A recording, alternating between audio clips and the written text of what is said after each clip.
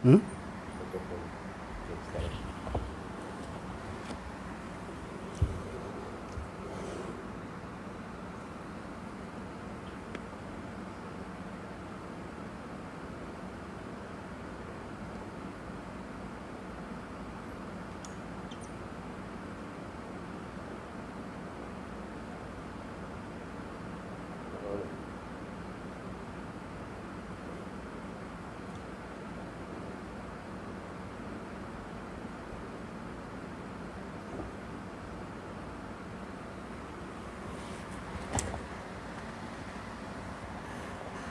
Bismillahirrahmanirrahim. Bismillahirrahmanirrahim. Alhamdulillahi rabbil alamin, wassalatu wassalamu ala asyrafil anbiya'i wal mursalin wa ala alihi wa ashabihi ajma'in. Allahumma rabbi shrah li sadri wa yassir li amri wahlul 'uqdatam min lisani yafqahu qawli. ولا حول ولا قوة إلا بالله العلي العظيم. اللهم لا سهل إلا ما جعلته سهلا وأنت تجعل الحزن إن شئت السهلا. ربي يسر ولا تعسر وأتمم بالخير. أما بعد. Alhamdulillah, marilah sama-sama kita merofakkan setinggi-tinggi kesyukuran kepada Allah Subhanahu wa taala kerana dengan limpah dan kurnia-Nya pada malam ini telah dikurniakan kekuatan kepada kita semua sekali lagi, dan juga dilapangkan masa untuk sama-sama kita mengikuti sedikit tazkirah. Jadi tazkirah ataupun kuliah pada malam ini berkaitan dengan satu isu yang diviralkan oleh berbagai-bagai pihak. Yang diviralkan oleh berbagai-bagai pihak tentang suatu hadis Nabi SAW yang diriwayatkan oleh Imam Ahmad bin Hanbal di dalam musnadnya, iaitu hadis tentang apabila terbit ataupun munculnya bintang pada suatu subuh ataupun pagi pada bulan-bulan yang tertentu, maka diangkat segala penyakit ataupun wabak, termasuklah coronavirus ini akan diangkat oleh Allah Ta'ala bilanya muncul bulan tersebut, bintang tersebut di bulan-bulan yang tertentu. Adakah hadis itu wujud? Jawapannya, hadis itu wujud. Hadis yang ke 8476 yang diriwayatkan oleh Imam Ahmad di dalam musnadnya.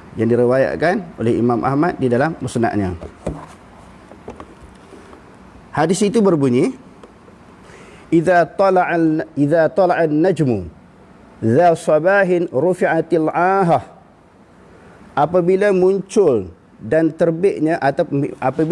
ataupun terbitnya bintang pada waktu pagi, pada pagi yang tertentu, diangkat akan segala wabak ataupun penyakit. Ini memang ada hadis. Cuma hadis ini tidak begitu kuat, tidak begitu kukuh. Tetapi ada hadis yang lebih kuat, yang lebih sahih, yang ada sedikit tambahan. Kerana di dalam hadis ini ada seorang perawi yang dikenali dengan Asal bin Sufyan, yang majoriti ulama-ulama hadis mentadhaifkan dia. Tetapi ada hadis di dalam riwayat yang lain yang sahih. Cuma hadis yang berkaitan dengan bab ataupun masalah tersebut ada, iaitu bila datangnya munculnya bintang pada bulan yang tertentu, diangkat segala wabak dan penyakit. Disebut pun juga oleh Alamah Syaukani di dalam kitab Nailul Autar berkaitan dengan hadis yang kita bacakan tadi, rufi'atil ahatu anis thimar. Yang dimaksudkan di sini, bila munculnya bintang pada bulan yang tertentu, diangkat segala penyakit. Penyakit yang dimaksudkan di sini penyakit yang ada kepada buah-buahan, bukan penyakit yang ada ataupun yang melanda manusia. Kita tengok Alamah Syaukani sebut apa di dalam kitab ini, di dalam Nailul Autar. Dia kata, tulu'uha sabahan yaqa'u fi awwali fasli saifi. Muncul ataupun terbitnya bintang tersebut pada waktu pagi berlaku pada permulaan musim panas. Bintang itu muncul pada awal musim panas. wa dzalika inda ishtidadil harri. Yang demikian itu kerana berlaku bersangatan panas. Bintang itu muncul permulaan musim panas. Di negeri yang panas, bukan macam negeri kita. Negeri panas ni macam negara-negara Arab, dia ada musim syita, saif, rabi' dan musim kharif. Maknanya musim panas, musim sejuk, musim luruh dan musim bunga. Jadi hadis ni tak ada berkaitan dengan negara-negara Nusantara ini seperti Malaysia dan juga Indonesia, Singapura, Brunei dan sebagainya. Sebab negara-negara Nusantara ni, Asia Tenggara ini, dia tidaklah berlaku musim panas itu yang begitu ketara. Yang jadi saya nak tergelak dan lucunya di sini kerana Syekh ataupun Tuan Guru ini menyebut penyakit yang melanda manusia. Sedangkan yang dimaksudkan di dalam hadis ini penyakit yang melanda tumbuh-tumbuhan ataupun buah-buahan.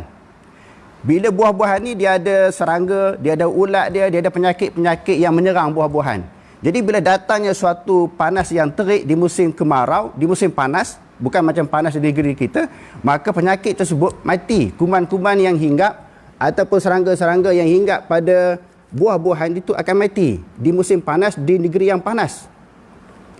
Dan sebahagian besar daripada kalangan ulama kata ini berlaku di negeri Hijaz, iaitu Mekah dan Madinah dan wilayah-wilayah yang bersekitaran dengannya. Jadi Malaysia, Indonesia tidak termasuk. Sebab tu dia kata di sini apa dia? Allamah Syarukani kata, wa tulu'uha sabahan yaqa'u fi awwali fasl as-sayf.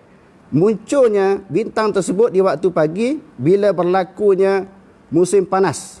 Wa dzalika 'inda ishtidadil harri. Yang demikian itu kerana permulaan musim panas itu bersangatan panas fi biladil Hijazi, di negeri Hijaz. Wa bitida'i nadajis thimar, dan mulalah bila munculnya bintang tersebut di waktu musim yang sangat panas, mulalah buah-buahan itu mekar, masak dan juga matang.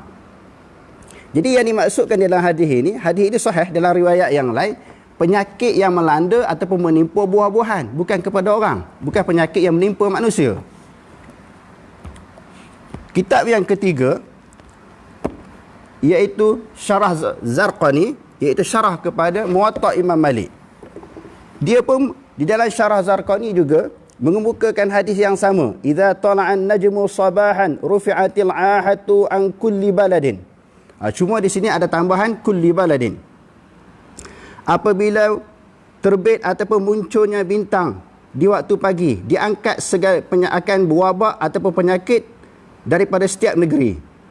Lalu Zarqani, dalam Syarah Zarqani ini, di dalam menghuraikan, mensyarahkan hadis yang kita bacakan tadi, dia kata naha Rasulullah sallallahu alaihi wasallam an bai'is thimari hatta ya'mana 'alaiha 'ahah.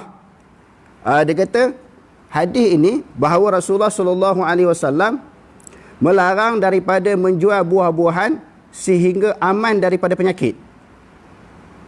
Kalau buah-buahan ada penyakit, di sana di dalam bab jual beli dia ada unsur-unsur gharar. Apa yang dimaksudkan unsur-unsur gharar? Unsur-unsur penipuan. Buah tu tak masak, kita jual buah dalam keadaan tak masak. Kecuali buah-buahan yang dimakan ketika muda. Ada pun buah-buahan yang orang makan, masak baru orang makan. Seperti buah kurma, berarti dan buah-buah yang sewaktu dengannya, masak baru orang makan. Maka tidak boleh dijual ketika dia muda. Jadi Rasulullah SAW kata, nak jual buah-buahan itu pasti dia masak dan dia bebas daripada penyakit. Penyakit yang disebutkan yang di dalam hadis tadi, ahah. Maknanya penyakit yang melanda kepada buah-buahan. Dan juga dia menyebut di sini, faqila wa mata dzalika ya Aba Abdurrahman. Lalu orang tanya, sahabat yang meriwayatkan hadis ini, gelarannya Abu Abdurrahman, bilakah penyakit itu akan berlaku?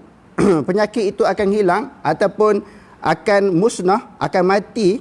Dia kata idza tala'at suraya, apabila munculnya bintang-bintang, wa tulu'uha sabahan, munculnya bintang itu di waktu pagi, yaqa'u fi awwali fasli shaif, berlakunya bintang itu di waktu pagi di permulaan musim panas.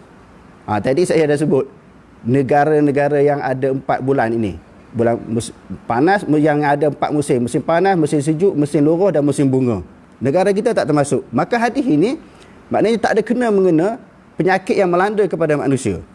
Wa dzalika 'inda ishtidadil harri, yang demikian itu bila permulaan musim panas ini berlaku bersangatan panas yang menyebabkan wabak, penyakit, ulat, kuman yang hinggap kepada buah-buahan itu akan jadi mati. Dia akan mati, dia akan musnah. Sebab itu kita belajar di dalam fiqh, di dalam mazhab Syafi'i, air musyammas. Apa maksud air musyammas? Air yang terjemur di tengah bekas yang panas, di tengah musim panas, yang negara yang mengalami musim-musim panas, iaitu suatu tempat yang boleh mendatangkan karat. Air yang tersimpan di dalam suatu bekas yang boleh mendatangkan karat di tengah panas, di musim panas, di negara-negara yang kita sebut yang ada 4 musim tadi. Jadi dalam negara kita, air musyammas tidak makruh kita ambil sembahyang. Tetapi kalau di dalam negara luar, air musyammas ini makruh kita ambil sembahyang kerana dibimbangi akan dihinggapi penyakit sopak. Itu dibahaskan di dalam kitab-kitab fiqh dalam mazhab Syafi'i. Dia kata, wa btida'i nadajis simari. Maka bila bintang itu muncul di musim panas ini, maka bermulalah buah itu akan masak. Wa huwa mu'tabaru fil haqiqah. Inilah yang diiktibar di sudut hakikat. Jadi kesimpulan yang disebut oleh Zarqani juga adalah penyakit yang melanda kepada buah-buahan, bukan kepada manusia. Begitu juga kalau kita baca hadis yang diriwayatkan oleh Imam Abu Daud dan juga syarahnya Bazlul Majhud.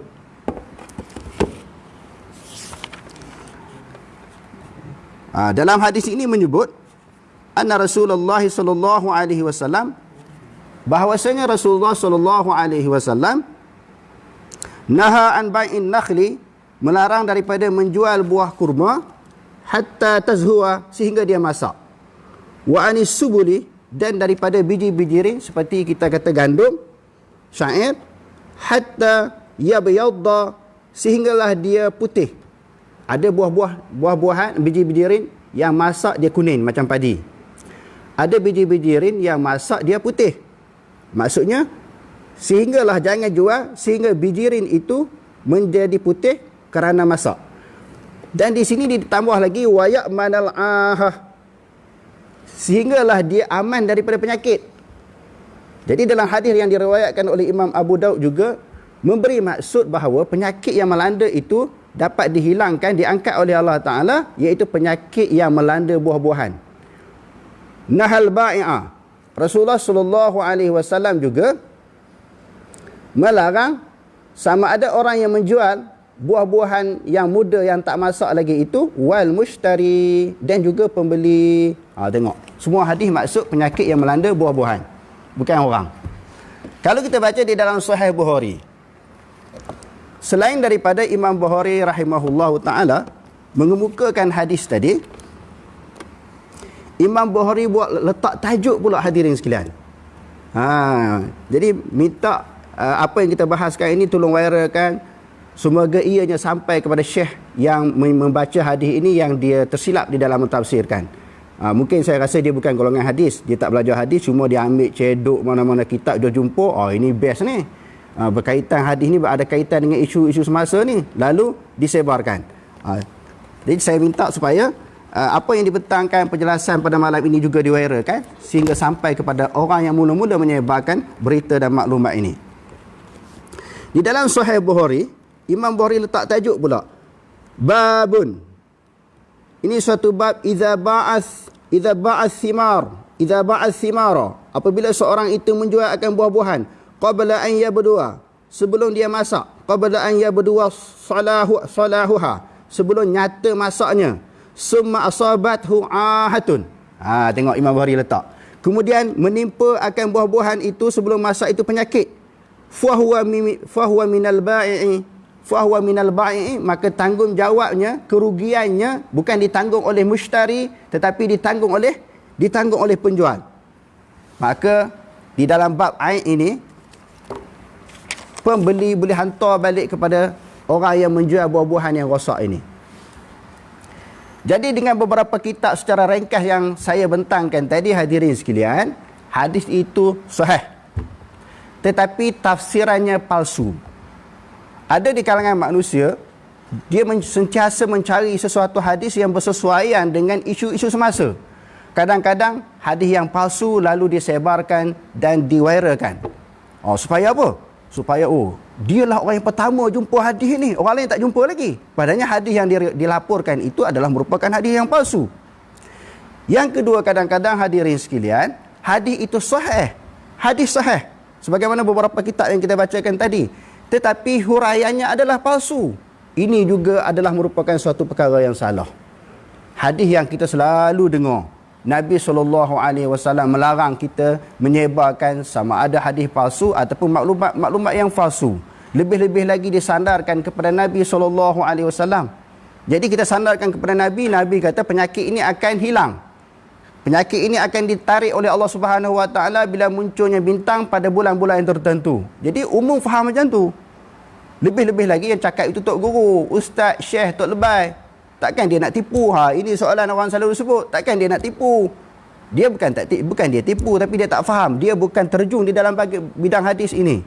Pertamanya hadis palsu, yang keduanya syarahan itu palsu.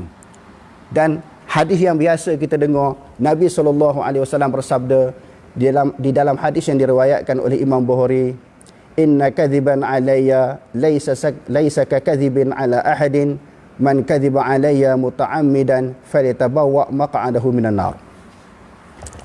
Sesungguhnya berdusta terhadapku tidak sama dengan berdusta kepada mana-mana orang, kata Nabi. Sebab apa tak sama berdusta kepada Nabi dengan berdusta terhadap orang lain? Maknanya kita jual nama orang lain tak sama dengan jual nama Nabi SAW. Sebab Allah Ta'ala sebut dalam Al-Quran, wa ma yantiqu 'anil hawa in huwa illa wahyun yuha. Tidaklah Muhammad SAW itu bertutur dengan hawa nafsu. Maknanya bila kita kata Nabi cakap, dia melibatkan wahyu Allah. Nabi SAW tidak bertutur, tidak bercakap, melainkan wahyu ataupun ilham yang disampaikan oleh Allah Ta'ala. Maka bila kita menyandarkan kepada Nabi, secara automatik juga kita telah menyandarkan kepada Allah Subhanahu Wa Ta'ala. Inna kadhiban alayya laysa kakazibin ala ahadin. Sesungguhnya berdusta terhadap aku tidak sama dengan berdusta terhadap seseorang yang lain. Man kadhiba alayya muta'ammidan fayatabawwa maq'adahu minan nar. Barang siapa yang berdusta terhadapku, hendaklah, ini adalah perintah daripada Nabi SAW. Nabi anjurkan, Nabi perintahkan, hendaklah dia menempatkan diri dia dalam neraka. Na'udzubillahi min zalik. Bila sebut neraka ini, hadirin sekalian, tak ada orang tahan, tak ada orang sanggup, tak ada orang yang mampu nak menanggung, menerima siksaan, hukuman daripada Allah Ta'ala dalam neraka. Sebab itu dalam Al-Quran, dalam juzuk yang kedua, Allah Subhanahu Wa Ta'ala mengeluarkan perkataan perli kepada penghuni-penghuni neraka. Fama asbarahum 'alan nar. Alangkah sabarnya mereka, alangkah tahannya mereka berada di dalam neraka. Padahalnya siapa pun tak tahan, tak sanggup, tak sabar duduk dalam neraka. Nak menunjukkan begitu dahsyatnya siksaan yang ditimpakan, yang dikenakan kepada penghuni-penghuni neraka.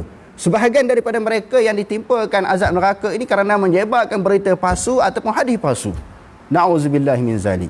Dan di dalam hadis yang diriwayatkan oleh Imam Muslim di dalam muqaddimahnya, sayakunu fi akhir zaman dajjaluna kadzabuna yuhaddithunakum ma lam tasma'u antum wala aba'ukum. Akan berlaku di akhir zaman. Akhir zaman ini maksudkan di sini maknanya akhir zaman kita lah, dan zaman seterusnya sebelum berlakunya kiamat. Munculnya Nabi kata dajjaluna kadzabuna. Dajjal dan juga penipu-penipu. Kalau kita tengok di dalam bahasa Arab pun, dajjal dengan maknanya banyak penipu. Sebab apa Nabi kata banyaknya dajjal dan juga penipu di akhir zaman? Yuhaddithunakum ma lam tasma'u antum wala aba'ukum. Mereka membaca hadis-hadis yang mana hadis yang akan dibaca di akhir zaman ini suatu hadis yang kamu tak pernah dengar dan ibu bapa kamu tak pernah dengar. Siapa yang mula-mula dengar hadis daripada Rasulullah sallallahu alaihi wasallam? Yang mula-mula dengar hadis sahabat ataupun ibu bapa sahabat, sebab mereka wujud di zaman Nabi.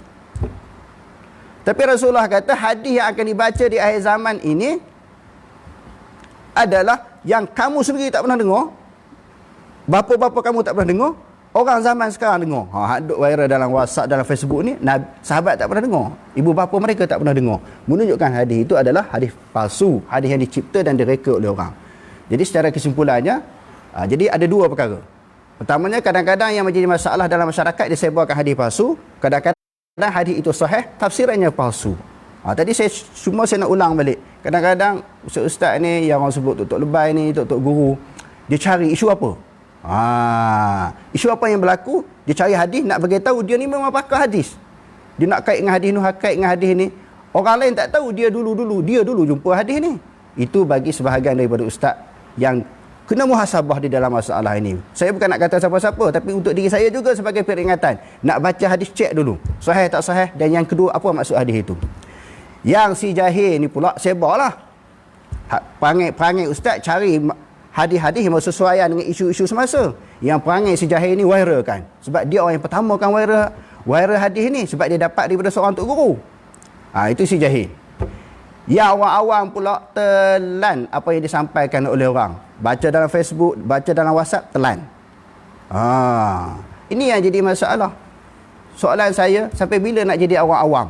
Sampai bila kita nak terima maklumat-maklumat yang berkaitan dengan agama ini tanpa tapisan, tanpa kajian, tanpa penelitian. Sebab ilmu itu adalah merupakan amanah daripada Allah Subhanahu wa taala. Sebab itu saya nak ulangi, walaupun saya pernah sebut beberapa kali, ilmu ini adalah merupakan amanah. Agama ini juga adalah merupakan amanah. Sebab itu Ibnu Mubarak menyebut, ad-dinu as-sanadu minad-din. Laula sanadu laqala man syaa ma syaa. Sanad itu sebahagian daripada kepentingan agama. Kalau tidak ada sanad, seseorang boleh cakap apa yang dia nak cakap. Jadi kena tengoklah siapa yang meriwayatkan cerita tu. Boleh pakai ke tak boleh pakai. Di dalam riwayat yang lain, as-sanadu minad-din, as-sanadu minad-din, fanzuru amman ta'khuduna dinakum. Sanad itu sebahagian daripada kepentingan agama. Kamu tengoklah siapa yang membawa agama kamu. Kalau orang yang duk baca hadis ni, dia bukan orang mengaji hadis. Dalam bidang hadis, kadang-kadang pergi di luar negara, di Mesir, Jordan, Syria, dia belajar bahasa Arab. Balik-balik duk baca ceramah, duk baca hadis. Dia mengajar tafsir, mengajar hadis, sedangkan bukan bidang dia. Dia tak terjun dalam bidang itu. Walaupun dia seorang besar, syekh kitab di belakang dia banyak. Kan orang nak mengajar bagi tazkirah wa alah ni, di belakang dia penuh kitab. Bagi si jahil dan si awam, dia tengok kitab banyak, takkan dia tipu. Ini yang jadi masalah. Kita tengok bidang apa yang dia belajar. Fanzuru amman ta'khuduna dinakum. Kamu nilailah, perhatilah siapa yang membawa agama kamu. Kalau bukan bidang dia, kita kena hati-hati mengambil ilmu. Jadi untuk lebih selamat, saya nak kempen pada malam ini hadirin sekalian, kalau nak ambil ilmu, belajarlah dengan ustaz-ustaz sunnah ni ramai. Ada yang doktor, ada tok guru, ulama pun ada. Belajar dengan mereka. Tak belajar dengan saya pun tak apa. Belajar dengan ustaz-ustaz sunnah, kerana mereka akan menapis setiap maklumat-maklumat yang akan disebarkan kepada masyarakat. Kalau pakai tangkap muat je, asal nak ambil ilmu, asalkan ustaz, asal tok guru, jadi macam ni lah. Yang jadi susahnya aku pula nak kena tapis ni. Orang duk hantar WhatsApp hari-hari, tolong cek hadis ni, tolong tengok. Jadi kita sedih masyarakat ini. Bahaya penyakit menyebarkan maklumat palsu, hadis palsu dan tafsiran palsu ini, dia lebih bahaya daripada penyakit coronavirus ini. Untuk membendung penyakit ini, kerajaan kata jangan keluar rumah, jangan berhimpun. InsyaAllah penyakit ini dapat dibendung. Tapi menyebarkan hadis palsu, duduk di rumah, duduk main handphone, hantar WhatsApp, Facebook, duduk di rumah, duduk dalam bilik, tak keluar rumah, tak berhimpun pun, dia sebarkan maklumat-maklumat palsu. Ini lebih bahaya daripada penyakit wabak yang kita alami sekarang. Sebab orang yang ditimpa penyakit ini belum tentu masuk neraka, tetapi orang menyebarkan hadis palsu, maklumat palsu ini dijanjikan oleh Nabi SAW tempatnya adalah neraka. Jadi saya rasa setakat itu dulu tazkirah peringatan pada malam ini. Sama-samalah kita muhasabah sebelum kita viralkan sesuatu isu, kita hendaklah tapis terlebih dahulu. Wallahu alam, aqulu qawli hadza wastaghfirullahal azim li wa lakum. Wassalamualaikum warahmatullahi taala wabarakatuh.